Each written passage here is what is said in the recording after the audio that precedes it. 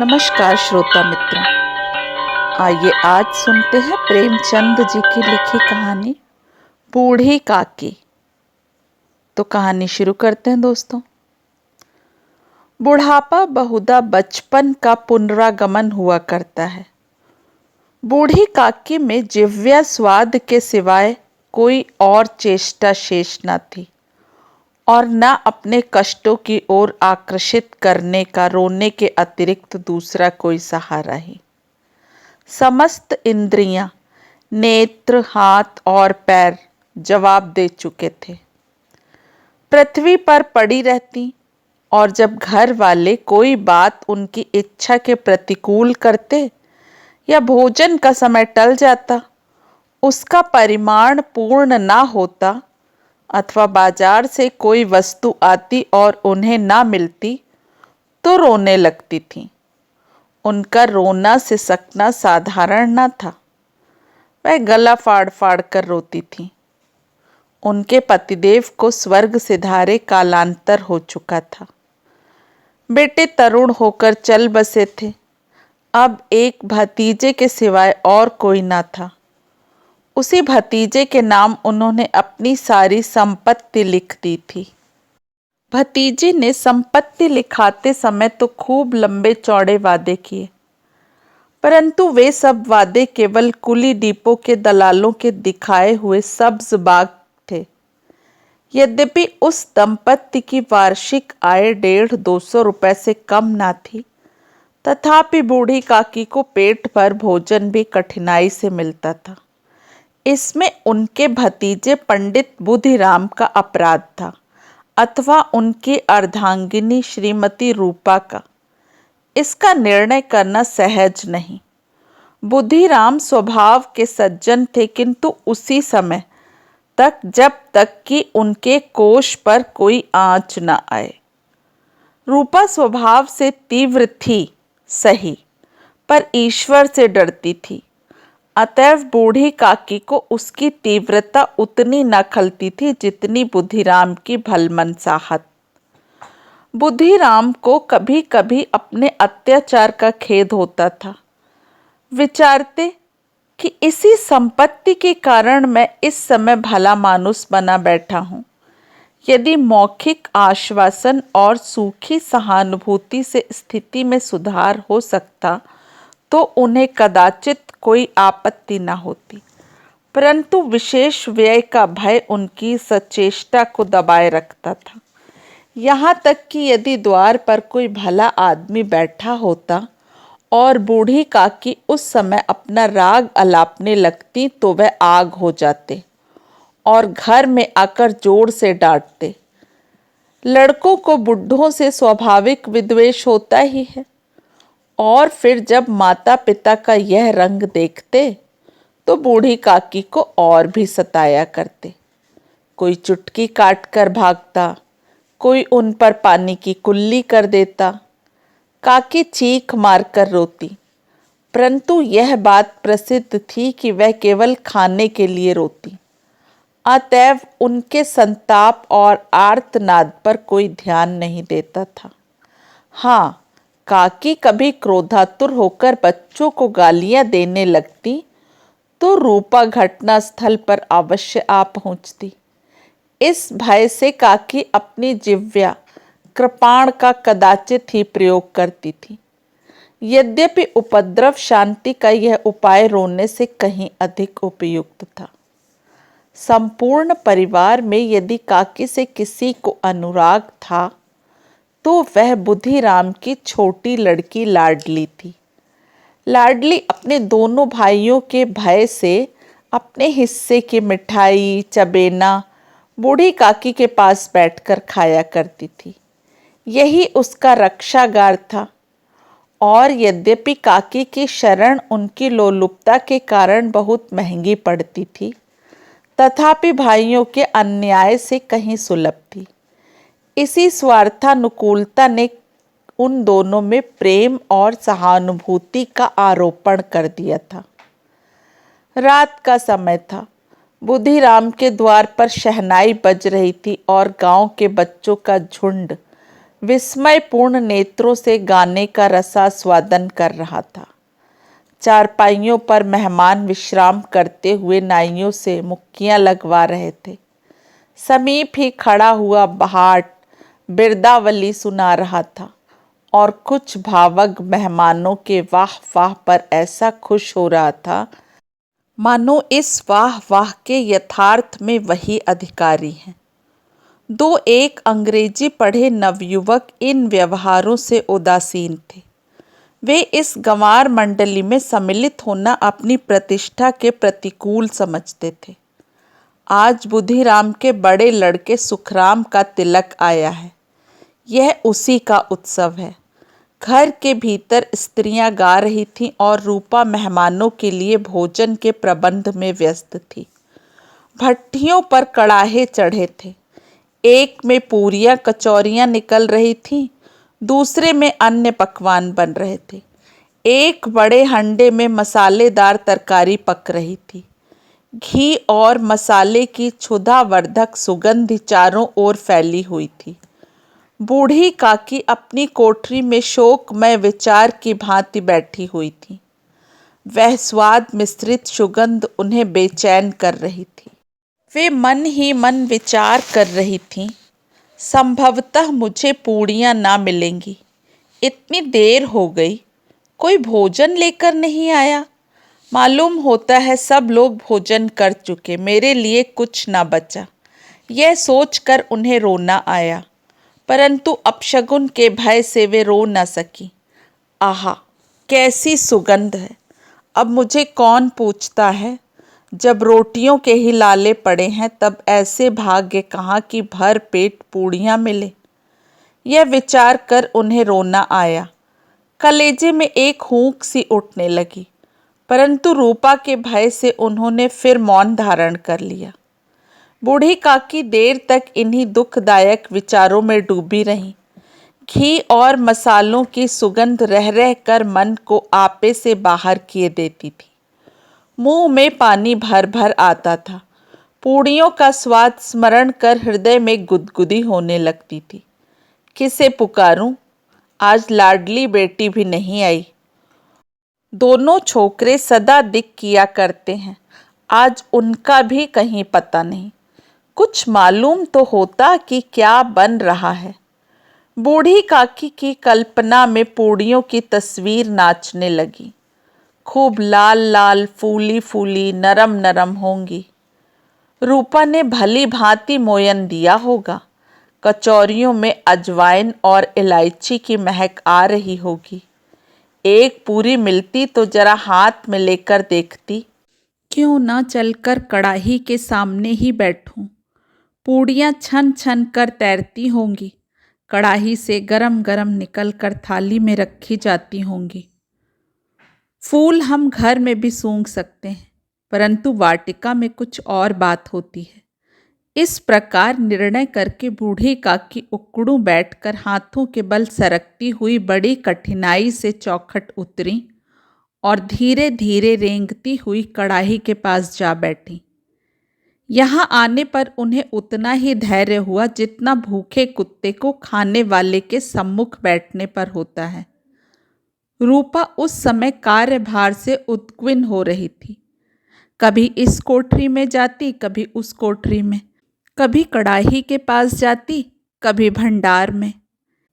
किसी ने बाहर आकर कहा, महाराज ठंडाई मांग रहे हैं। ठंडाई देने लगी। इतने में फिर किसी ने आकर कहा, भाट आया है, उसे कुछ दे दो। भाट के लिए सीधा निकाल रही थी कि एक तीसरे आदमी ने आकर पूछा, अभी भोजन तैयार होने में कितना विलंब है? जरा ढोल मजीरा उतार दो। बेचारी अकेली स्त्री दौड़ते दौड़ते व्याकुल हो रही थी, झुंझलाती थी, कुढ़ती थी, परंतु रोष प्रकट करने का अवसर न पाती थी। भय होता कहीं पड़ोसी ने यह ना कहने लगे कि इतने में ही उबल पड़ी।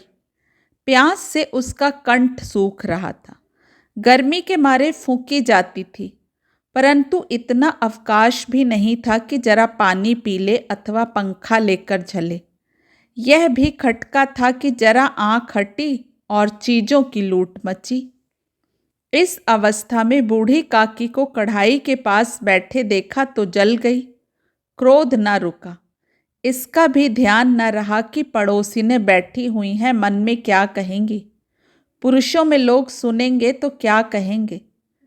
जिस प्रकार मेढक केचुए पर झपटता है, उसी प्रकार वह बूढ़ी काकी पर झपटी और उन्हें दोनों हाथों से झिंझोड़ कर बोली, ऐसे पेट में आग लगे, पेट है या भाड़, कोठरी में बैठते क्या दम घुटता था।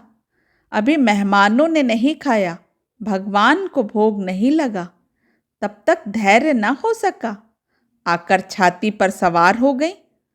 जल जाए ऐसी जीभ, दिन भर खाती ना होती तो न जाने किसकी हांडी में मुंह डालती।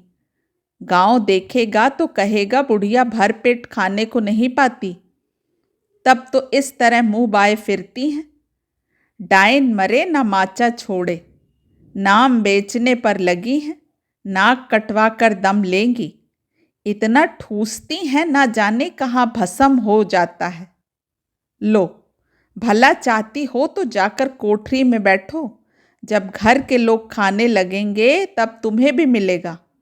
तुम कोई देवी नहीं हो कि चाहे किसी के मुंह में पानी न जाए परंतु तुम्हारी पूजा पहले हो जाए। बूढ़ी काकी ने सिर न उठाया, ना रोई ना बोली, चुपचाप रेंगती हुई अपनी कोठरी में चली गई। आघात ऐसा कठोर था कि हृदय और मस्तिष्क की संपूर्ण शक्तियां, संपूर्ण विचार और संपूर्ण भार उसी ओर आकर्षित हो गए थे। नदी में जब कगार का कोई वृहद खंड कटकर गिरता है तो आसपास का जल समूह चारों ओर से उसी स्थान को पूरा करने के लिए दौड़ता है। भोजन तैयार हो गया। आंगन में पत्तल पड़ गए। मेहमान खाने लगे। स्त्रियों ने जीवनार गीत गाना आरंभ कर दिया। मेहमानों के नाई और सेवक गण भी उसी मंडली के साथ, किंतु कुछ हट कर भोजन करने बैठे थे। परंतु सभ्यता अनुसार जब तक सबके सब खा न चुके कोई उठ नहीं सकता था। दो एक मेहमान जो कुछ पढ़े लिखे थे, सेवकों के दीर्घाहार पर झुंझला रहे थे। वे इस बंधन को व्यर्थ और बेसिर पैर की बात समझते थे। बूढ़ी काकी अपनी कोठरी में जाकर पश्चाताप कर रही थी कि मैं कहाँ से कहाँ आ गई। उन्हें रूपा पर क्रोध नहीं था, अपनी जल्दबाजी पर दुख था। सच ही तो है, जब तक मेहमान लोग भोजन ना कर चुकेंगे घर वाले कैसे खाएंगे। मुझसे इतनी देर भी नहीं रहा गया, सबके सामने पानी उतर गया। अब जब तक कोई बुलाने न आएगा ना जाऊंगी। मन ही मन इसी प्रकार विचार कर वह बुलावे की प्रतीक्षा करने लगी। परंतु घी का रुचिकर सुवास बड़ा ही धैर्य परीक्षक प्रतीत हो रहा था। उन्हें एक एक पल, एक एक युग के समान मालूम होता था। अब पत्तल बिछ गए होंगे, अब मेहमान आ गए होंगे, लोग हाथ पैर धो रहे हैं, नाई पानी दे रहा है, मालूम होता है लोग खाने बैठ गए, जेवनार गाया जा रहा है। यह विचार कर वह मन को बहलाने के लिए लेट गई और धीरे धीरे एक गीत गुनगुनाने लगी। उन्हें लगा मुझे गाते देर हो गई। क्या इतनी देर तक लोग भोजन ही कर रहे होंगे? किसी की आवाज सुनाई नहीं देती। अवश्य ही लोग खा पीकर चले गए होंगे। मुझे कोई बुलाने नहीं आया। रूपा चिढ़ गई है, क्या जाने ना बुलाए। सोचती हो कि अपने आप ही आवेंगी, वह कोई मेहमान तो है नहीं जो उन्हें जाकर बुलाऊं। बूढ़ी काकी चलने को तैयार हुई। यह विश्वास कि 1 मिनट में पूड़ियाँ और मसालेदार तरकारियाँ सामने आएंगी, उनके स्वादेंद्रियों को गुदगुदाने लगा। उन्होंने मन में तरह तरह के मंसूबे बांधे। पहले तरकारी से पूड़ी खाऊंगी, फिर दही शक्कर से, कचौरियाँ रायते के साथ मज़ेदार मालूम होंगी। चाहे कोई बुरा माने चाहे भला, मैं तो मांग मांग कर खाऊंगी। यही ना लोग कहेंगे कि इन्हें विचार नहीं। कहा करें, इतने दिनों के बाद पूड़ियाँ मिल रही हैं तो मुंह जूठा करके थोड़े ही उठ जाऊंगी। वह उकड़ू बैठकर हाथों के बल खिसकती आंगन में आई। परंतु हाय रे दुर्भाग्य, अभिलाषा ने अपने पुराने स्वभाव के अनुसार समय की मिथ्या की कल्पना की थी। मेहमान मंडली अभी बैठी थी। कोई खाकर उंगलियां चाटता था, कोई तिरछे नेत्रों से देखता था कि लोग अभी खा रहे हैं या नहीं। कोई इस चिंता में था कि पत्तल पर पूड़ियाँ छूटी जाती हैं, किसी तरह इन्हें भीतर रख लेता। कोई दही खाकर जीभ चटकारता था, परंतु दोना मांगते संकोच करता था कि इतने में बूढ़ी काकी रेंगती हुई उनके बीच में जा पहुंची। कोई आदमी चौंक कर उठ खड़े हुए पुकारने लगे, अरे ये कौन बुढ़िया है, यह कहाँ से आ गई? देखो किसी को छू ना दे। पंडित बुद्धिराम काकी को देखते ही क्रोध से तिलमिला गए। पूड़ियों का थाल लिए खड़े थे। थाल को जमीन पर पटक दिया और जिस प्रकार निर्दयी महाजन किसी बेईमान और भगोड़े आसामी को देखते ही झपट कर उसका टेटुआ पकड़ लेता है, उसी तरह लपक कर उन्होंने बूढ़ी काकी के दोनों हाथ पकड़े और घसीटते हुए लाकर उन्हें अंधेरी कोठरी में धम्म से पटक दिया। आशा रूपी वाटिका लू के एक झोंके से नष्ट विनष्ट हो गई। मेहमानों ने भोजन किया, घर वालों ने भोजन किया, बाजे वाले, धोबी, चमार, कहार भी भोजन कर चुके, परंतु बूढ़ी काकी को किसी ने न पूछा। बुद्धिराम और रूपा बूढ़ी काकी को उसकी निर्लज्जता के लिए दंड देने का निश्चय कर चुके थे। उनके बुढ़ापे पर, दीनता पर, हत ज्ञान पर किसी को करुणा न आती थी। अकेली लाडली उनके लिए कुढ़ रही थी। लाडली को काकी से अत्यंत प्रेम था। बेचारी भोली लड़की थी। बाल विनोद और चंचलता की उसमें गंध तक न थी। दोनों बार जब उसके माता पिता ने काकी को निर्दयता से घसीटा तो लाडली का हृदय ऐंठ कर रह गया। वह झुंझला रही थी कि यह लोग काकी को क्यों बहुत सी पूड़ियाँ नहीं दे देते। क्या मेहमान सबकी सब खा जाएंगे? यदि काकी ने मेहमानों से पहले खा लिया तो क्या बिगड़ जाएगा? वह काकी के पास जाकर उन्हें धैर्य देना चाहती थी, परंतु माता के भय से न जाती थी। उसने अपने हिस्से की पूड़ियाँ बिल्कुल न खाई थी, अपनी गुड़ियों के पिटारी में बंद कर रखी थी। वह उन पूड़ियों को काकी के पास ले जाना चाहती थी। उसका हृदय अधीर हो रहा था। बूढ़ी काकी मेरी बात सुनते ही उठ बैठेंगी, पूड़ियाँ देखकर प्रसन्न होंगी, मुझे खूब प्यार करेंगी। रात के 11 बज गए थे। रूपा आंगन में पड़ी सो रही थी। लाडली की आंखों में नींद न आती थी। काकी को पूड़ियाँ खिलाने की खुशी उसे सोने न देती थी। उसने गुड़ियों की पिटारी सामने ही रखी थी। जब विश्वास हो गया कि अम्मा सो रही है तो वह चुपके से उठी और विचारने लगी, कैसे चलूं? चारों ओर अंधेरा था। केवल चूल्हे की में आग चमक रही थी। चूल्हों के पास एक कुत्ता लेटा हुआ था। लाडली की दृष्टि द्वार के सामने वाली नीम की ओर गई। उसे मालूम हुआ कि उस पर हनुमान जी बैठे हुए हैं।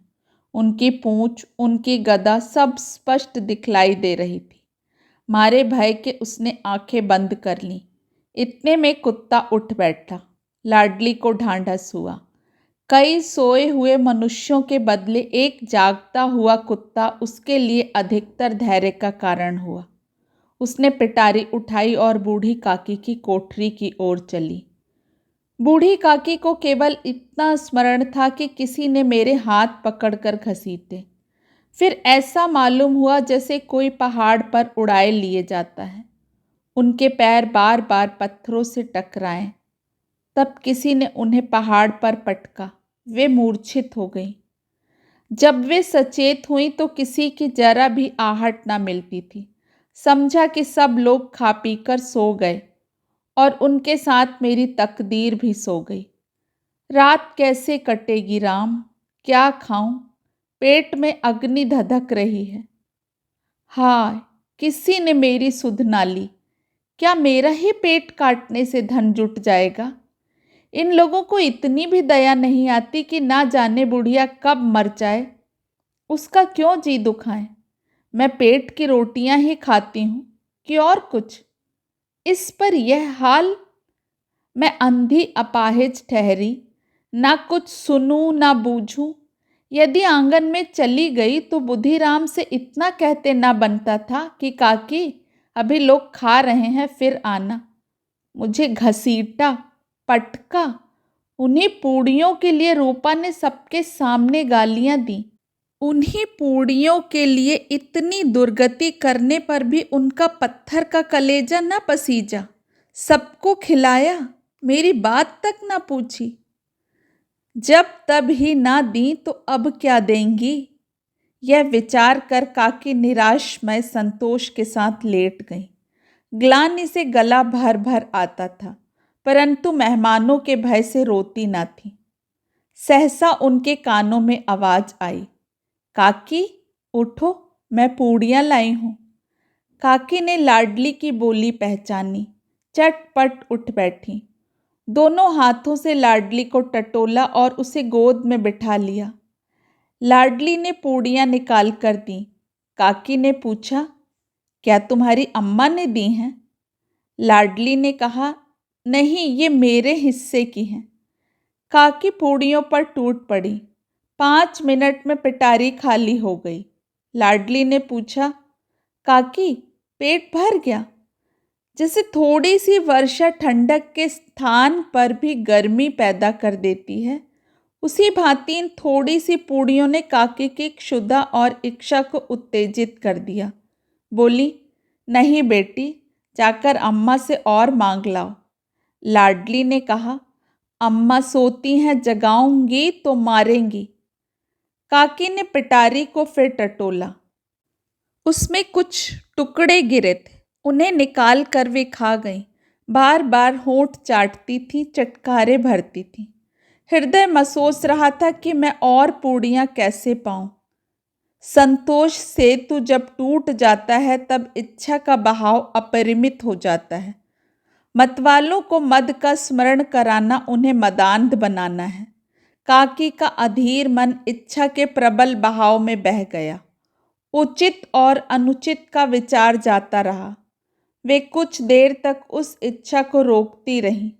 सहसा लाडली से बोली, मेरा हाथ पकड़कर वहां ले चलो जहां मेहमानों ने बैठकर भोजन किया है। लाडली उनका अभिप्राय न समझ पड़ी। उसने काकी का हाथ पकड़ा और ले जाकर जूठे पत्तलों के पास बिठला दिया। दीन शुदा तूर हत ज्ञान बुढ़िया पत्तलों से पूड़ियों के टुकड़े चुन चुन कर भक्षण करने लगी। ओह, दही कितना स्वादिष्ट था, कचौरियाँ कितनी सलोनी, खस्ता कितने सुकोमल। काकी बुद्धिहीन होते हुए भी इतना जानती थी कि मैं जो काम कर रही हूँ वो मुझे कदापि नहीं करना चाहिए। मैं दूसरों के जूठे पत्तल चाट रही हूँ। परंतु बुढ़ापा, तृष्णा, रोग का अंतिम समय है, जब संपूर्ण इच्छाएं एक ही केंद्र पर आ जाती हैं।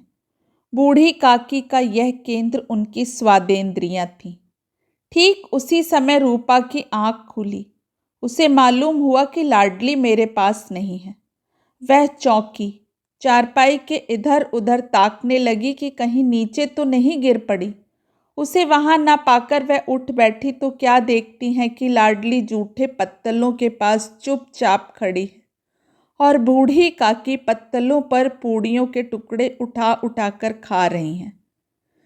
रूपा का हृदय सन्न हो गया। किसी गाय की गर्दन पर छुरी चलते देखकर जो अवस्था उसकी होती है, वही उस समय हुई। एक ब्राह्मणी दूसरों का जूठा पत्तल टटोले, इससे अधिक शोकमय दृश्य असंभव था। पूड़ियों के कुछ ग्रासों के लिए उसकी चचेरी सास ऐसा पतित और निकृष्ट कर्म कर रही है। यह वह दृश्य था जिसे देखकर देखने वालों के हृदय कांप उठते थे। ऐसा प्रतीत होता मानो जमीन रुक गई, आसमान चक्कर खा रहा है, संसार पर कोई नई विपत्ति आने वाली है। रूपा को क्रोध न आया। शोक के सम्मुख क्रोध कहाँ? करुणा और भय से उसकी आंखें भर आईं। इस अधर्म के पाप का भागी कौन है? सच्चे हृदय से गगन मंडल की ओर हाथ उठाकर कहा, परमात्मा मेरे बच्चों पर दया करो। इस अधर्म का दंड मुझे मत दो, नहीं तो हमारा सत्यानाश हो जाएगा। रूपा को अपनी स्वार्थपरता और अन्याय इस प्रकार प्रत्यक्ष रूप में कभी न दिखाई पड़ा था। वह सोचने लगी, हाय कितनी निर्दयी हूं मैं, जिसकी संपत्ति से मुझे 200 रुपया वार्षिक आय हो रही है, उसकी यह दुर्गति और मेरे कारण। हे दयामय भगवान, मुझसे भारी चूक हुई, मुझे क्षमा करो। आज मेरे बेटे का तिलक था, सैकड़ों मनुष्यों ने भोजन पाया, मैं उनके इशारों की दासी बनी रही, अपने नाम के लिए सैकड़ों रुपए व्यय कर दिए, परंतु जिसकी बदौलत हजारों रुपए खाए, उसे इस उत्सव में भी भरपेट भोजन न दे सकी। केवल इस कारण तो वह वृद्धा हैं, असहाय हैं। रूपा ने दिया जलाया, अपने भंडार का द्वार खोला और एक थाली में संपूर्ण सामग्रियां सजाकर लिए हुए काकी की ओर चली। आधी रात जा चुकी थी। आकाश पर तारों के थाल सजे हुए थे और उन पर बैठे हुए देवगण स्वर्गीय पदार्थ सजा रहे थे, परंतु उनमें किसी को वह परमानंद प्राप्त ना हो सकता था जो बूढ़ी काकी को अपने सम्मुख थाल देखकर प्राप्त हुआ था। रूपा ने कंठावरुद्ध स्वर में कहा, काकी उठो, भोजन कर लो। मुझसे आज बड़ी भूल हुई, उसका बुरा न मानना। परमात्मा से प्रार्थना कर दो कि वह मेरा अपराध क्षमा कर दे। भोले भाले बच्चों की भांति जो मिठाइयाँ पाकर मार और तिरस्कार सब भूल जाते हैं, बूढ़ी काकी बैठी हुई खाना खा रही थी। उनके एक एक रोए से सच्ची सदिक्षाएं निकल रही थीं और रूपा बैठी इस स्वर्गीय दृश्य का आनंद लूटने में निमग्न थी। दोस्तों, आशा करती हूँ कहानी आपको पसंद आई होगी। प्रेमचंद जी की यह कहानी सन 1918 में उर्दू में लिखी गई थी तथा उर्दू की पत्रिका तहज़ीब-ए-निस्वां में छपी। उसके बाद ये कहानी हिंदी में रूपांतरित हुई। 1921 में श्री शारदा नामक हिंदी पत्रिका में छपी थी।